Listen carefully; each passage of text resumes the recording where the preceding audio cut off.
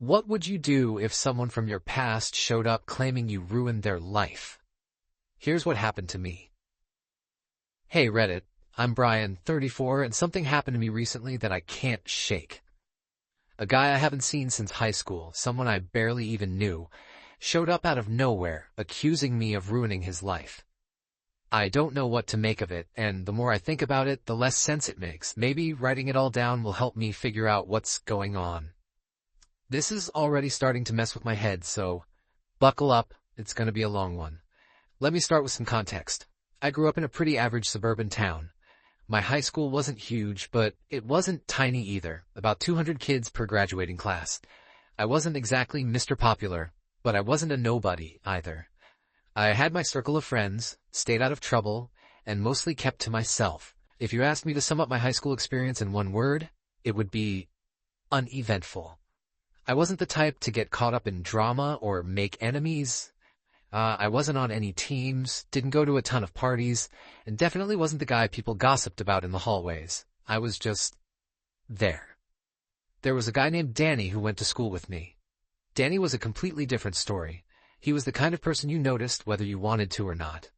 Loud, brash, always cracking jokes. Some people thought he was hilarious. Others thought he was annoying. To be honest, I never gave him much thought. We weren't friends. We were more like acquaintances. We had a few classes together, and we'd occasionally exchange a word or two, but that was it. Danny always gave off the impression that he didn't care what people thought of him, but there were moments when his facade cracked. Sometimes, when the jokes didn't land or when people brushed him off, you could see this flash of vulnerability.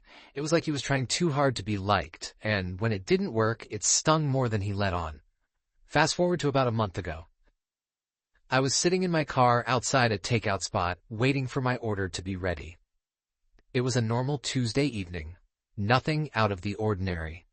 I was scrolling through my phone, half listening to the podcast playing on my car stereo, when someone knocked on my window.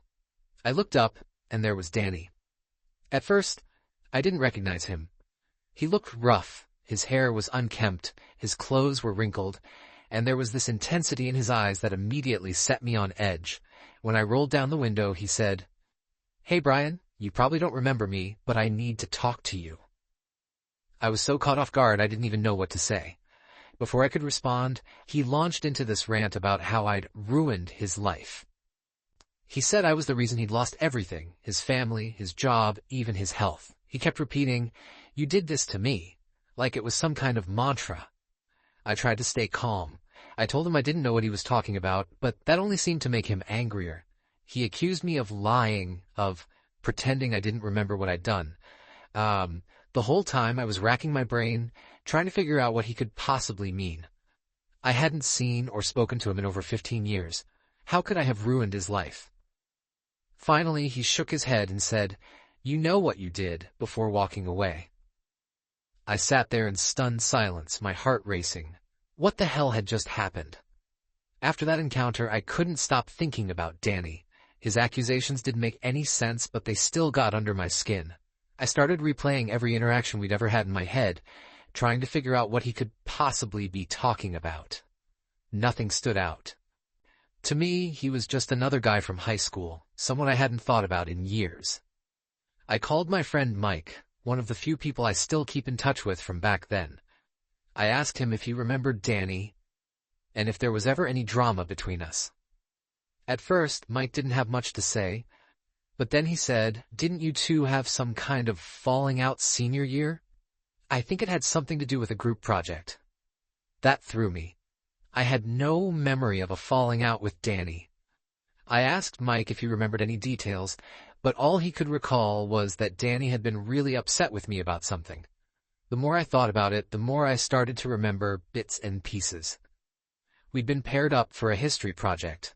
I was a perfectionist back then, and I hated group projects because I always felt like I ended up doing all the work.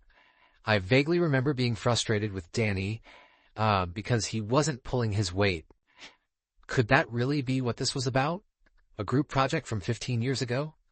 I decided to dig through some old stuff to see if I could jog my memory. I found my senior yearbook, buried in a box in my closet. When I flipped to the page where Danny had signed it, my stomach dropped. He'd written, "Have a good summer, even though you're a backstabbing." I stared at those words for a long time.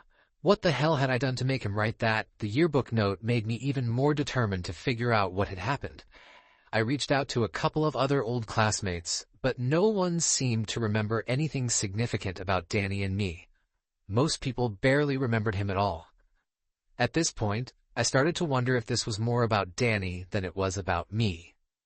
From what I could tell, his life hadn't exactly turned out great. Maybe he was just looking for someone to blame. But even if that was the case, why me? Why now? I haven't seen or heard from Danny since that night outside the takeout place, but I can't stop thinking about him. The whole thing feels like an itch I can't scratch, a puzzle I can't solve. Part of me wants to track him down and demand an explanation. Another part of me is afraid of what I might find if I do. So, Reddit, what would you do? Do I try to find Danny and get to the bottom of this, or do I let it go and hope he never shows up again? Have any of you ever had someone from your past come back into your life like this?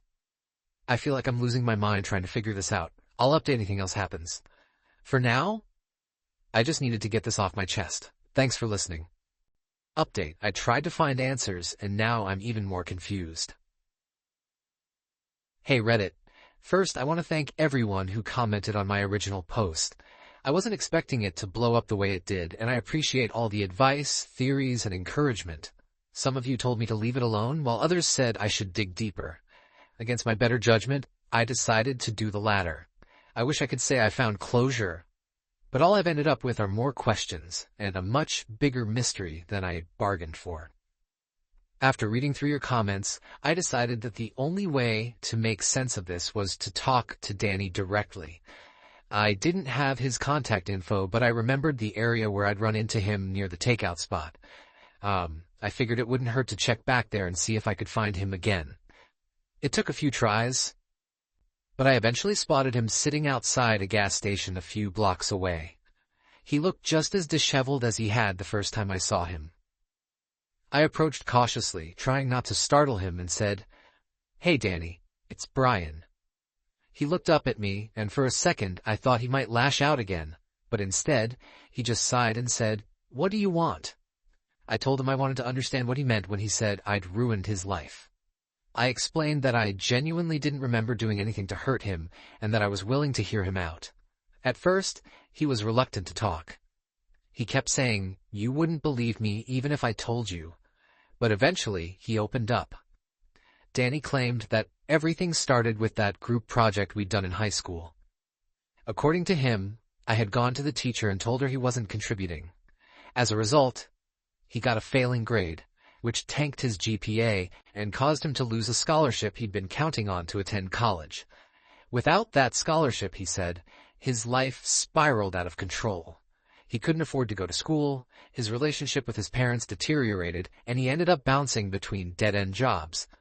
Here's the thing, though. I don't remember going to the teacher. I told Danny that, but he just shook his head and said, "Of course you don't. You probably didn't even think twice about it." I felt awful. If what he was saying was true, then maybe I really did ruin things for him without realizing it. But at the same time, something about his story didn't add up. I distinctly remember us both presenting the project together, and I don't recall him getting a failing grade. I tried to ask him more about it, but he got agitated and said, "You don't get it, man. This wasn't just about the grade. You started something you couldn't take back." As the conversation went on, Danny started getting weird.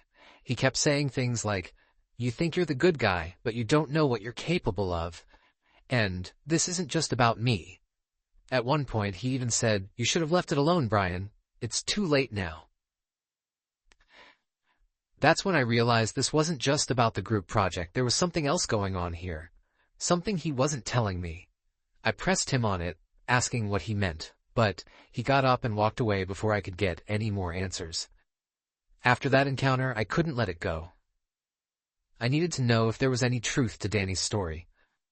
I reached out to Mrs. Harper, our old history teacher, to see if she remembered anything about the project. She retired years ago, but still lives in town. So I emailed her and asked if she could meet up for coffee. To my surprise, she agreed. When I brought up the project and mentioned Danny, her face clouded over. She said she vaguely remembered the situation but didn't recall me to her with any complaints. In fact, she said Danny hadn't failed the project at all. He'd passed with a B. That didn't make sense. Why would Danny lie about something so specific? Before we parted ways, Mrs. Harper said something that stuck with me.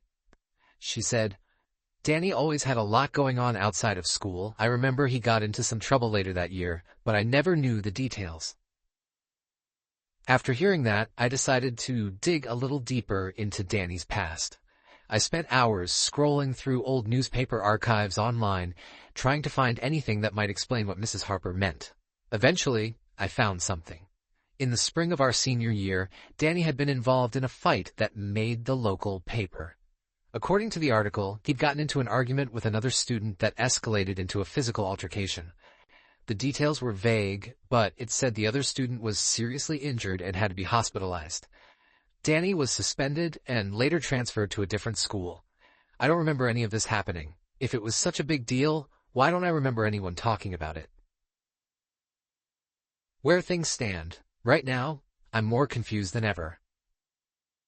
Danny's story about the group project doesn't hold up, but it's clear that something happened to him that year, and for some reason he thinks I'm involved. What was he talking about when he said, "This isn't just about me"? And why doesn't anyone seem to remember the fight that got him transferred? I feel like I've opened Pandora's box, and now I don't know how to close it.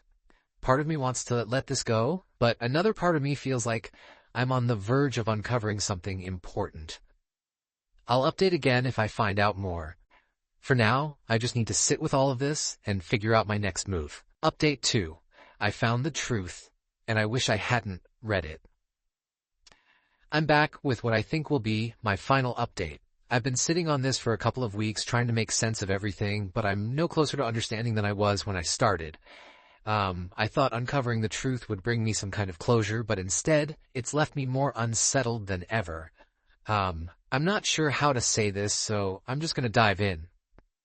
After my last update, I couldn't stop thinking about that newspaper article about Danny's fight. It didn't sit right with me that no one, not even my old classmates, seemed to remember it. So I went back to the archives and started digging deeper. This time, I expanded my search to include police reports, hoping they'd have more details. It took some time, but I finally found something. There was an incident report from the same date as the fight mentioned in the newspaper. It listed Danny and another student involved in a physical altercation. But here's the thing. The other student's name wasn't included. It was redacted. That felt strange to me. Why would a student's name be redacted in a decades-old report? I started to wonder if there was more to this story than I realized. The deeper I dug, the more uneasy I felt. I started thinking back to my senior year, trying to remember if I could have been involved somehow. And then, out of nowhere, a memory surfaced, a memory I hadn't thought about in years. I remember standing in the hallway outside the history classroom one afternoon, overhearing Danny arguing with someone. I didn't catch everything, but I remember him saying, "You don't get to ruin my life and walk away." At the time, I thought it was just Danny being dramatic. I didn't stick around to see how the argument ended. I just walked away. Now I'm wondering if I was the person Danny was arguing with. Was it possible that the fight in the report was with me? I know it sounds crazy. If I'd been in a fight so serious it made the papers, wouldn't I remember? But the more I thought about it, the more the edges of my memory started to blur. It was like I could almost recall something, but every time I reached for it, it slipped away. I decided to confront Danny one last time. I found him outside the same gas station where we'd spoken before. He looked worse than ever, like he hadn't slept in days. When I approached him, he didn't even look surprised. It was like he'd been waiting for me. I asked him point blank, "Was the fight in the article with me?" Danny didn't answer right away. He just stared at me with this expression I can't even describe, like he was angry, sad, and terrified all at once. Finally he said, "You really don't remember, do you?" When I told him I didn't, he laughed. This bitter, hollow laugh that made my stomach twist. "That's the worst part," he said. You don't even remember what you did to me." I begged him to explain, and, after a long pause, he finally told me. "According to Danny, I was the one who started the fight. He said I'd accused him of sabotaging the group project, and that things escalated until I hit him. He claimed the other student who ended up in the hospital wasn't him, but someone who tried to break up the fight. I told him that couldn't be true. I'm not a violent person. I never have been. But Danny insisted it happened, and the look in his eyes told me he believed every word he was saying. After that conversation, I felt like I was losing my grip on reality. Could I really have done something so horrible and forgotten about it? The idea seemed impossible, but at the same time, I couldn't shake the feeling that Danny might be telling the truth. I decided to talk to my parents about it. I figured if something like that had happened, they would have known. When I brought it up, my dad looked uncomfortable, but my mom just said, "That's all in the past, Brian. There's no point dredging it up now." Her tone was dismissive, but there was something in her voice that made my skin crawl. It was like she knew something I didn't. When I pressed her, she just repeated, "It's over now. Let it go." That was the moment I realized I was never going to get a straight answer. Not from Danny, not from my parents, not from anyone. Whatever happened back then, it's buried so deep, I don't think I'll ever uncover the full truth. Since that last conversation with Danny, I've been spiraling. I don't know what to believe anymore. If Danny's telling the truth, then I'm not the person I thought I was.